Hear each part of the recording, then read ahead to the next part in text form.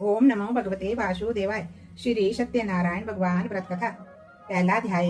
एक समय नैमिसारण तीर्थ में सोनक आदि 88,000 ऋषियों ने श्री सूत जी से पूछा, हे प्रभु, इस कलयुग में वेद विद्या रहित मनुष्यों को प्रभु भक्ति किस प्रकार मिलेगी तथा उनका उद्धार कैसे होगा। इसलिए हे मुनिश्रेष्ठ, कोई ऐसा तप कहिए जिससे थोड़े समय में पुण्य प्राप्त होवे तथा मनवांछित फल मिले। वह कथा सुनने की हमारी इच्छा है। सर्व शास्त्र ज्ञाता श्री सूत जी बोले, हे वैष्णव्यों में पूज्य, आप सब ने प्राणियों के हित की बात पूछी है। अब मैं उस श्रेष्ठ व्रत को आप लोगों से कहूंगा जिस व्रत को नारद जी ने लक्ष्मी नारायण जी से पूछा था और श्री लक्ष्मीपति ने मुनि श्रेष्ठ नारद से कहा था। सो ध्यान से सुनो। एक समय योगी राज नारद जी दूसरों के हित की इच्छा से अनेक कई लोकों में घूमते हुए मृत्यु लोक में आ पहुंचे। यहाँ अनेक योनियों में जन्मे हुए प्रायः सभी मनुष्यों को अपने कर्मों के द्वारा अनेकों दुखों से पीड़ित देखकर सोचा, किस यत्न के करने से निश्चय ही प्राणियों के दुखों का नाश हो सकेगा। ऐसा मन में सोचकर विष्णु लोक को गए। वहां श्वेत वर्ण और 4 भुजाओं वाले देवों के ईश नारायण को देखकर, जिनके हाथों में शंख चक्र गदा और पद्म थे तथा वरमाला पहने हुए थे, देख कर स्तुति करने लगे, हे भगवान, आप अत्यंत शक्ति से संपन्न हैं। मन तथा वाणी भी आपको नहीं पा सकती। आपका आदि मध्यम अंत नहीं है। निर्गुण सब रूप सृष्टि के आदि भूति व भक्तों के दुखों को नष्ट करने वाले हो। आपको मेरा नमस्कार है। नारद जी से इस प्रकार की स्तुति सुनकर के विष्णु भगवान बोले, हे मुनिश्रेष्ठ, आपके मन में क्या है? आपका किस काम के लिए आगमन हुआ है? निष्कोच कहो। तब नारद मुनि बोले, मृत्यु लोक में सब मनुष्य जो अनेक योनियों में पैदा हुए हैं, अपने अपने कर्मों के द्वारा अनेक प्रकार के दुखों से दुखी हो रहे हैं। हे नाथ, मुझ पर दया रखते हो तो बतलाइए कि उन मनुष्यों के सब दुख थोड़े ही प्रयत्न से कैसे दूर हो सकते हैं। हे नारद, मनुष्यों की भलाई के लिए तुमने बहुत ही अच्छी बात पूछी है। जिस काम के करने से मनुष्य मोह से छूट जाता है, वह मैं कहता हूँ सुनो। बहुत पुण्य देने वाला स्वर्ग तथा मृत्युलोक दोनों में दुर्बल एक उत्तम व्रत है। आज मैं प्रेम वश हो करके तुमसे कहता हूँ कि सत्यनारायण भगवान का ये व्रत अच्छी तरह विधि पूर्वक करके मनुष्य आयु पर्यंत यहाँ सुख भोग कर मरने पर मोक्ष को प्राप्त होता है। श्री भगवान के वचन सुनकर के नारद मुनि बोले कि उस व्रत का क्या फल है, क्या विधान है, किसने ये व्रत किया है और ये व्रत किस दिन करना चाहिए, विस्तार से कहिए। भगवान बोले, दुख शोक आदि को दूर करने वाला, धन धान्य को बढ़ाने वाला, सौभाग्य तथा संतान को देने वाला ये व्रत सब स्थानों पर विजय प्राप्त करने वाला है। भक्ति और श्रद्धा के साथ किसी भी दिन मनुष्य श्री सत्यनारायण की शाम के समय ब्राह्मणों और बंधुओं के साथ धर्म प्रायण होकर के पूजा करे।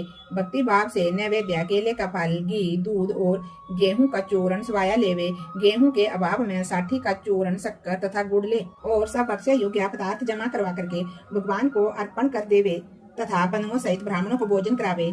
तत्पश्चात स्वयं भोजन करे। नृत्य गीत आदि का आचरण कर सत्यनारायण भगवान का स्मरण करते हुए समय व्यतीत करे। इस तरह व्रत करने पर मनुष्य की इच्छा निश्चय ही पूरी होती है। विशेषकर कली काल में भूमि पर यही मोक्ष का सरल उपाय है। बोलिए सत्यनारायण भगवान की जय। सत्यनारायण नारायण नारायण लक्ष्मी नारायण नारायण नारायण लक्ष्मी नारायण नारायण नारायण। दूसरा अध्याय। श्री सूत जी बोले, हे ऋषियों, जिसने पहले समय में इस व्रत को किया है उसका इतिहास कहता हूँ, ध्यान से सुनो। सुंदर काशीपुरी नगरी में एक अत्यंत निर्धन ब्राह्मण रहता था। वह भूख और प्यास से बेचैन हुआ नित्य पृथ्वी पर घूमता था। ब्राह्मणों से प्रेम करने वाले भगवान ने ब्राह्मण को दुखी देखकर बूढ़े ब्राह्मण का रूप धर उसके पास जा आदर के साथ पूछा, हे विप्र, नित्य दुखी हुआ पृथ्वी पर क्यों घूमता है? हे श्रेष्ठ ब्राह्मण, ये सब मुझसे कहो, मैं सुनना चाहता हूँ। ब्राह्मण बोला, मैं निर्धन हूँ, ब्राह्मण हूँ, भिक्षा के लिए पृथ्वी पर फिरता हूँ। हे भगवान, यदि आप इसका कोई उपाय जानते हो तो कृपा करके कहो। वृद्ध ब्राह्मण बोला कि सत्यनारायण भगवान मनवांछित फल देने वाले हैं, इसलिए हे ब्राह्मण, तू उनका पूजन कर, जिसके करने से मनुष्य सब दुखों से मुक्त होता है। ब्राह्मण को व्रत का सारा विधान बितला करके बूढ़े ब्राह्मण का रूप धारण करने वाले श्री सत्यनारायण भगवान जी अंतर ध्यान हो गए। जिस व्रत को वृद्ध ब्राह्मण ने बतलाया है मैं उसको करूंगा, ये निश्चय करने पर उसे रात में नींद नहीं आई। वह सवेरे उठ सत्यनारायण भगवान के व्रत का निश्चय कर भिक्षा के लिए चला। उस दिन उसको भिक्षा में बहुत सा धन मिला, जिससे उसने बंधु बांधवों के साथ सत्यनारायण भगवान का व्रत किया। इसके करने से वह ब्राह्मण सब दुखों से छूटकर अनेक प्रकार की संपत्तियों से युक्त हुआ। उस समय से वह ब्राह्मण हर मास व्रत करने लगा। इस तरह सत्यनारायण भगवान के व्रत को जो करेगा वह सब पापों से छूटकर मोक्ष को प्राप्त होगा। आगे जो पृथ्वी पर सत्यनारायण भगवान का व्रत करेगा वह मनुष्य सब दुखों से छूट जाएगा। इस तरह नारद जी ने नारायण का कहा हुआ ये व्रत मैंने तुमसे कहा। हे विप्रो, अब मैं और क्या कहूँ। ऋषि बोले, हे मुनीश्वर, संसार में इस ब्राह्मण से सुन करके किस किसने इस व्रत को किया, हम सब वह सुनना चाहते हैं। इसके लिए हमारे मन में श्रद्धा का भाव है। श्री सूत जी बोले, हे मुनियों, जिस जिसने इस व्रत को किया वह सब सुनो। एक समय ब्राह्मण धन और ऐश्वर्य के अनुसार बंधु बांधुओं के साथ व्रत करने को तैयार हुआ। उसी समय एक लकड़ी बेचने वाला बूढ़ा आदमी आया और बाहर लकड़ियों को रखकर ब्राह्मण के मकान में गया। प्यास से दुखी लकड़ैरा उनको व्रत करते हुए देख कर विनय के साथ पूछने लगा कि ये आप क्या कर रहे हैं और इसके करने से क्या फल मिलता है, कृपा करके मुझसे कहो। ब्राह्मण ने कहा, सब मनोकामनाओं को पूर्ण करने वाला ये श्री सत्यनारायण भगवान का व्रत है। इन्हीं की कृपा से मेरे घर में धन धान्य आदि की वृद्धि हुई है। ब्राह्मण से इस व्रत के बारे में जानकर लकड़ैरा बहुत प्रसन्न हुआ। चरनामत और प्रसाद खाने के बाद वह अपने घर को गया।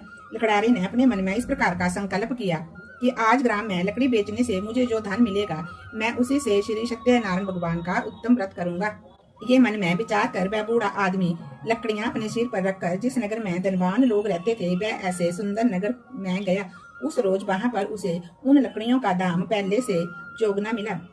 तब वह बूढ़ा लकड़ैरा दाम ले व्रती प्रसन्न होकर के पके केले की फली, शक्कर, घी, दुग्ध, दही और गेहूं का चूर्ण इत्यादि सत्यनारायण भगवान के व्रत की कुल सामग्रियों को लेकर करके अपने घर को गया। फिर उसने अपने भाइयों को बुलाकर विधि के साथ भगवान जी का पूजन और व्रत किया। उस व्रत के प्रभाव से वह बूढ़ा लकड़ैरा धन पुत्र आदि से युक्त हुआ और संसार के समस्त सुख भोग कर वैकुंठ धाम को चला गया।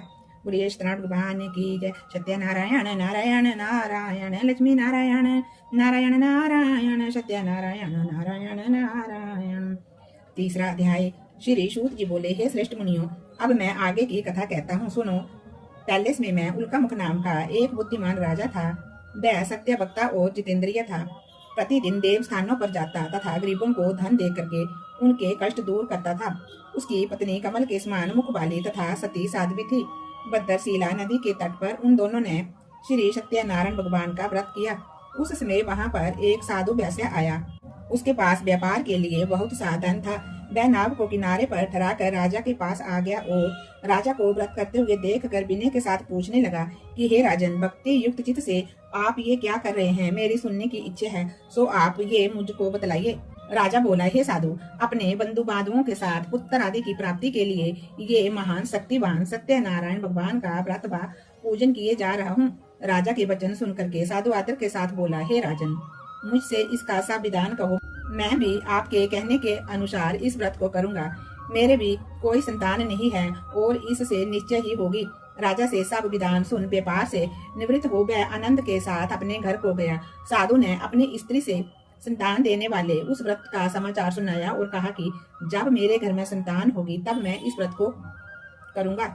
ऐसे वचन उसने अपनी स्त्री लीलावती से कहे। एक दिन उसकी स्त्री लीलावती अपने पति के साथ आनंदित हो संसारिक धर्म में प्रवृत्त होकर के सत्यनारायण भगवान की कृपा से गर्भवती हो गई तथा 10वें महीने में उसके घर में एक सुंदर कन्या का जन्म हुआ।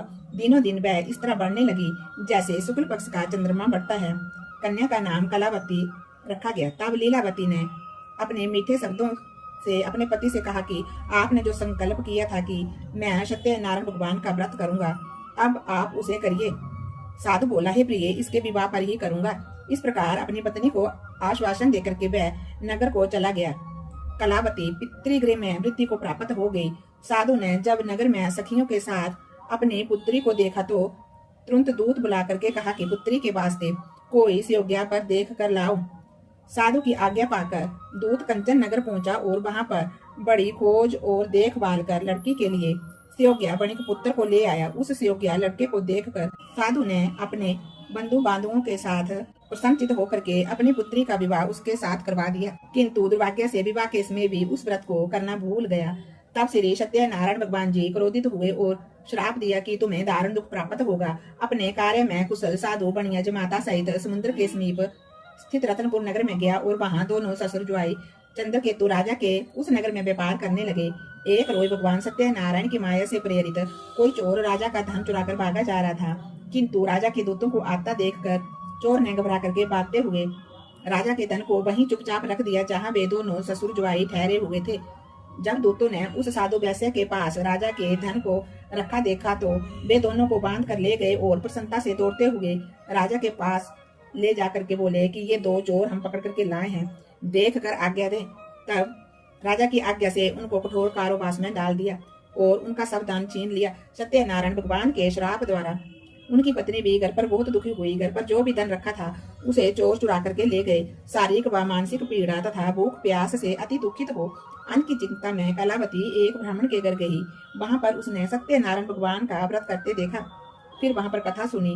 प्रसाद ग्रहण कर रात को जब वे घर आई तो माता ने कलावती से पूछा, हे पुत्री, अब तक तू कहाँ थी, तेरे मन में क्या है? कलावती बोली, हे माता, मैंने एक ब्राह्मण के घर में श्री सत्यनारायण भगवान का व्रत देखा है। कन्या के वचन सुनकर के लीलावती ने भगवान के पूजन की तैयारी करने लगी। लीलावती ने परिवार और बंधुओं सहित श्री सत्यनारायण भगवान का पूजन किया और वर मांगा कि मेरे पति और दामाद शीघ्र ही आ जावे। साथ ही प्रार्थना की कि हम सबका अपराध क्षमा करो। सत्यनारायण भगवान जी इस व्रत से संतुष्ट हो गए और राजा चंद्रकेतु को सपन में दर्शन दे करके कहा, हे राजन, दोनों वैश्यों को प्रातः ही छोड़ दो और उनका सब धन जो तुमने ग्रहण किया है दे दो, नहीं तो मैं तेरा धन, राज्य, पुत्र आदि सब कुछ नष्ट कर दूंगा। राजा से ऐसे वचन कहकर भगवान अंतर ध्यान हो गए। प्रातः काल राजा चंद्रकेतु ने सभा में अपना सपना सुनाया। फिर दोनों वणिक पुत्रों को कैद से मुक्त कर सभा में बुलाया। दोनों ने आते ही राजा को नमस्कार किया। राजा ने मीठे वचनों से उनसे बात की और कहा कि हे महानुभावों, भाभी बस ऐसा कठिन दुख प्राप्त हुआ है, अब कोई व्यय नहीं है। ऐसा कह करके राजा ने उनको नए नए वस्त्र आभूषण दिए और उनका जितना धन लिया था उसे दुगना धन दे करके आदर के साथ विदा किया। दोनों वैश्य अपने नगर को चल दिए और सत्यनारायण भगवान की जय। सत्यनारायण नारायण नारायण, लक्ष्मी नारायण नारायण नारायण, सत्यनारायण नारायण नारायण। चौथा अध्याय। श्री सूत जी बोले, वैश्य ने मंगलाचार करके यात्रा आरंभ की और अपने नगर को चला। उनके थोड़ी दूर निकलने पर दंडी वेशधारी सत्यनारायण ने उनसे पूछा, हे साधु, तेरी नाम में क्या है? अभिमानी वणिक हंसता हुआ बोला, हे दंडी, आप क्यों पूछते हो? क्या धन देने की इच्छा है? मेरी नाम में तो बेल और पत्ते आदि भरे पड़े हैं। वैश्य का कठोर वचन सुनकर के भगवान ने कहा, तुम्हारा वचन सत्य हो। दंडी ऐसा कह करके वहां से दूर चले गए और कुछ दूर जा करके समुद्र के किनारे बैठ गए। दंडी के जाने पर वैश्य ने नित्य क्रिया करने के बाद नाव को ऊंची उठी देखकर अचंबा किया और नाव में बेल पत्ते आदि देखकर मूर्छित हो जमीन पर गिर पड़ा। फिर मूर्छा खुलने पर अत्यंत शोक प्रकट करने लगा। तब उसका दामाद बोला कि आप शोक ना करें, ये दंडी का श्राप है, अतः हमें उनकी शरण में चलना चाहिए, तभी हमारी मनोकामना पूरी होगी। दामाद के वचन सुन करके वह दंडी के पास पहुंचा और अत्यंत भक्ति भाव से नमस्कार करके बोला, मैंने जो आपसे असत्य वचन कहे थे उनको क्षमा करो। ऐसा कहकर महान शोक आतुर होकर के रोने लगा। तब दंडी भगवान बोले, हे वणिक पुत्र, मेरी आज्ञा से तुम्हें बार बार दुख प्राप्त हुआ है, तू मेरी पूजा से विमुख हुआ।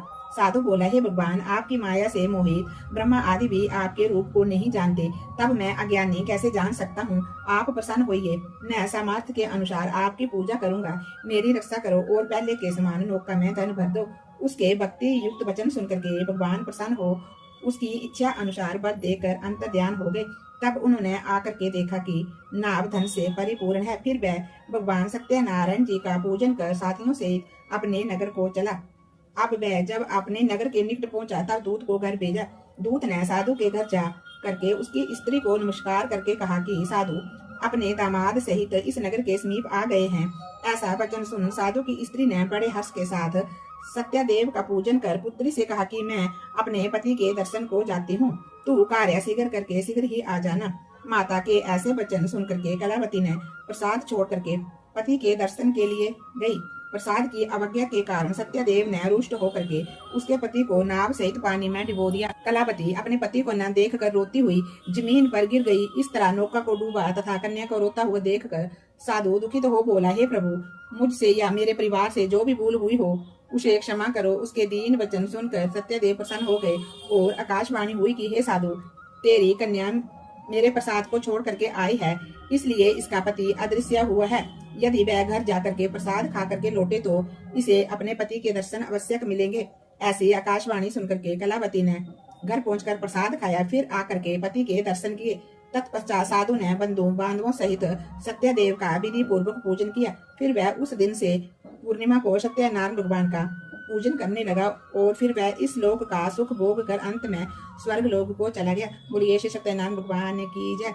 सत्यनारायण नारायण नारायण लक्ष्मी नारायण नारायण नारायण सत्यनारायण नारायण नारायण। 5वां अध्याय।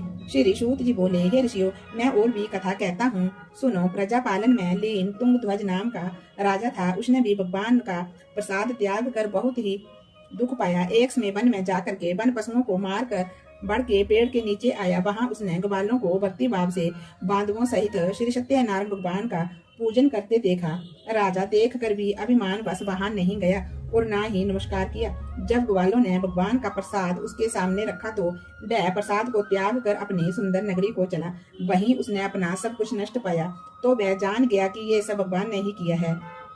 तब वह विश्वास कर ग्वालों के समीप गया और विधि पूर्वक पूजन करके प्रसाद खाया तो सत्यनारायण भगवान की कृपा से जैसे पहले था वैसे ही हो गया। जो मनुष्य इस परम दुर्लभ व्रत को करेगा, भगवान की कृपा से उसे धन धान्य की प्राप्ति होगी। निर्धन धनी और बंदी बंधन से मुक्त होकर के निर्भय हो जाता है। संतानहीनों को संतान प्राप्ति होती है तथा सब मनोरथ पूर्ण होकर के अंत में वैकुंठ धाम को जाता है।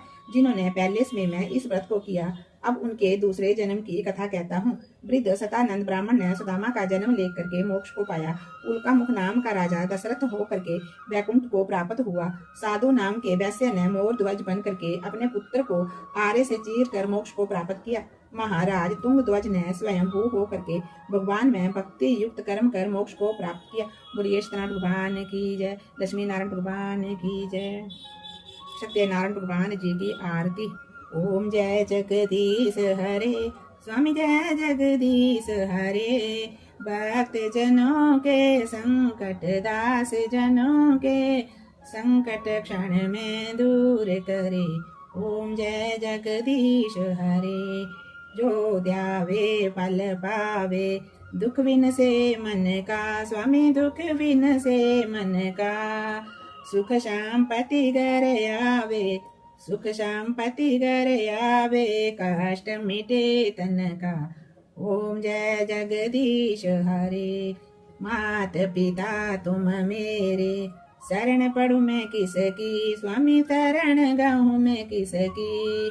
तुम बिना और न दूजा, प्रभु बिना और न दूजा, आस करूं मैं जिसकी। ओम जय जगदीश हरे। तुम पूर्ण परमात्मा, तुम अंतर्यामी, स्वामी तुम अंतर्यामी।